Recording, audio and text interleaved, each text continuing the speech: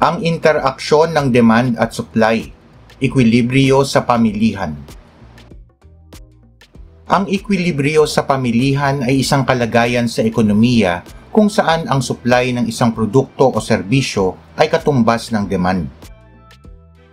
Gamit ang kurba ng demand at supply ay maaaring maipakita ang ekwilibryo sa pamilihan.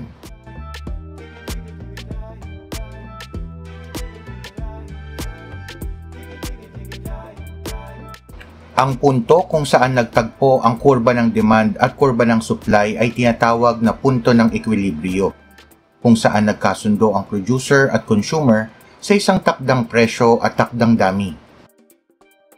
Maaari din nating matukoy ang equilibrium price at equilibrium quantity gamit ang demand function at supply function.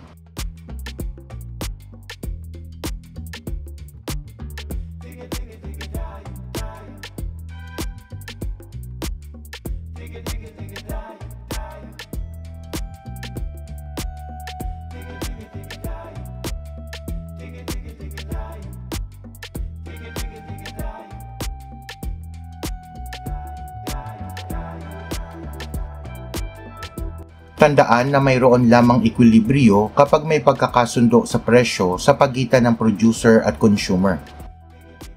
Kapag may nagtangkang baguhin ang ekwilibryong presyo ay magkakaroon ng disekwilibryo. Kung itataas ang presyo sa 11 pesos mula sa equilibrium price na 7 pesos, ang mga producer ay mas gaganahan na magbenta ng mas marami dahil ang mataas na presyo ay magbibigay sa kanila ng mas mataas na kita.